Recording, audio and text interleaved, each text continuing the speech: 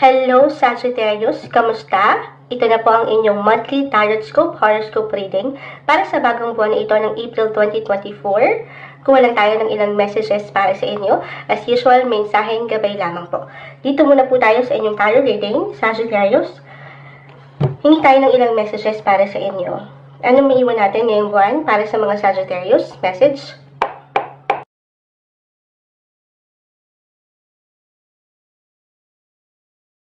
Okay, so, spread muna po natin to. The Two of Pentacles, the Ace of Swords reverse, the Star, the King of Cups, the High Priestess reverse. Okay. Okay. So, at the center of your coin, Sagittarius, the Star ay narito. This coin represents your hope and wishes. Yung mga pangarap mo pa na gustong matupad, masimulan, marating, hindi po yan imposible para sa inyo ngayong buwan. I-claim na natin yan, Sagittarius, maging ano pa man ang inyong nilook forward for this month of April. Merong pag-asa, merong chance. Magagawan ito ng paraan. Ayan, merong solusyon, resolusyon, may pagkinang ng inyong mga pangarap. Ulitin ko, maging ano pa man. Okay? Yung nais niyong bigyan ng desisyon or pag-aksyon, walang imposible. Just stay optimistic with this coin. Well, as a Sagittarius, very positive naman kayo. Hindi niyo pa man yung ma-realize. Or maybe isang message po ito, na ito yung patuloy mong papaangatin ang iyong pagiging positibo. Sa kabila, ito, na minsan, syempre pa, wala namang perfect na situation or relationship, pero makakasabay. Okay? Meron ditong indikasyon as a travel sign, may pag-init pa rin sa part na ito for you guys. Meron kayong pag-travel. It doesn't matter kung ito ay long or short trips, or for work or pleasure, pero maisisingit. Okay, itong mga pangarap nyo para sa ilan kung nandyan yung hopes or wishes niyo to travel. Andito yung balance. Ayan. Plus the King of Cups, mapapaangat yung balanse sa kabila. Sabi ko nga, ng imbalances minsan ng buhay. So, travel ito na maaaring may kaugnayan sa inyong kapareha or for work, as I've mentioned, your family or even your friends. Actually, yan dito na. Maaaring meron kayong matanggap na impormasyon mula sa isang kaibigan or taong malapit sa inyong puso at one point this month, or if in a relationship, mabibigyan kayo ng pagkakataon to spend quality time together.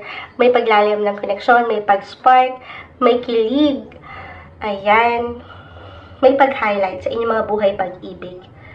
The High Priestess, King of Cups, ito maaaring bittersweet yung nakikita ko rito. I will be honest, maaaring dito mag-apply. For some of you, just only take what resonate po. Halimbawa, meron kayong isang kaibigan or isa sa pamilya nyo, merong ibabalita na kung saan, positive naman guys, okay? Pero at the same time, bittersweet na maaaring lumayo ito or umalis. But still, at the end of the day, may isip nyo na it's for the better. Alam mo yun? Kasi mas seryoso na, mas malalim na yung commitments. Mas mapapaangat nyo naman dito yung respeto at yung pag-unawa. Na ang bawat isa ay meron at merong purpose. Okay? Kung bakit ganito, ganon. Kung bakit merong umaalis, meron na iiwan, yung ganyan. Na napaka-normal sa ating buhay, ano. But still, ito naman, work and life balance. Yan naman minsan, merong ilang changes or mahirap ipagbalanse yung ilang trabaho, tapos pamilya, may ilang isipin. Patuloy mo naman itong mapangahawakan sa Sagittarius. Stay flexible lang din and adaptable sa ilang pwedeng pagbabagong maramdaman nyo ngayong buwan. Ano naman ang pwedeng ibato sa'yo ng buhay ngayong buwan, Sagittarius? At the center of your coins, the Star. Maniwala ka. Okay? Ngayon pa lang, kung ano itong na-vision mo ay nakikita mong ikaw, 6 months or a year from now, walang imposible para sa'yo. Mapapamilya man ito, ayan, relasyon, or trabaho. Ano man yung hinahangad mo, sabi ko nga, your hopes and your wishes sa isang sitwasyon, relasyon, or kahit sa ibang tao. Umaangat dito yung iyong pagiging traditional, conservative, family-oriented. King of Cups, the High Priestess, yung puso mong mapagbigay. Ayan, kanina pa nagsasalita si Moonshadi, hindi pala pantay. As long as nagpapatuloy lumalaban, nananatiling positibo, ay walang imposible para sa'yo, Sagittarius. Okay? So, maan ko lang yung about sa love life. Hindi imposible na merong love or marriage proposal na matagkap ang ilan sa inyo. Kasi meron ng paglalim ng koneksyon. Or merong, eto hindi po isang medical advisor ang Moonchild. Merong pag-angat ng energy ng baby. Merong baby blessing kasi nga merong maaaring ikasal eh, okay? Kung hindi ito mag-apply mismo sa'yo, then sa ilang na-mention ko, it could be one of your family members or friendship sector, okay? At dito, of course, kakailanganin ng pagsabay, pag-unawa, at respeto. Lalo pa kung at one point, or for some of you, maapektuhan ng ilang bagay. Trabaho, your daily work routine, o yung pang-araw-araw na nakasanayan, or naging tradisyon nyo sa pamilya man or trabaho.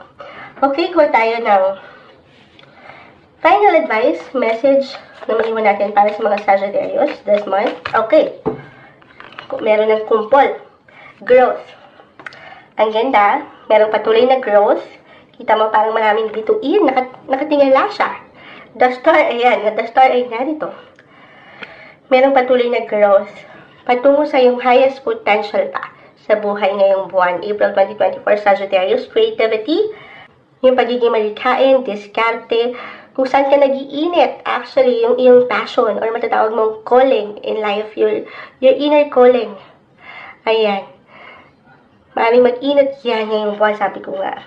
May ilang nais kang gawin, kahit sa simpleng hobby mo lang ito, interest, o yung mga hilig mo, ipasok mo yan ngayong buwan, sa iyong schedule, sa iyong oras, paglaanan ito ng enerhiya dahil meron siyang growth. Okay, higit ka siyang mag-grow pa. At wisdom, ang ganda. Meron at merong bagong aral ang sasalubong sa iyo ngayong buwan. Bagong realizations. Higit kang matututo pa. Makaka-experience pa ng something bago or makakadiskubre. Hindi lang sa ilang paligid, sa ilang tao, sa ilang lugar, something bago, pero pati na rin sa inyong mga sarili na kaya mo pa. Kahit pa sa mga panahon ng pagkakataon for some of you na parang imposible na, ay posible pa. Para sa inyo, ngayong buwan, April 2024, Sagittarius.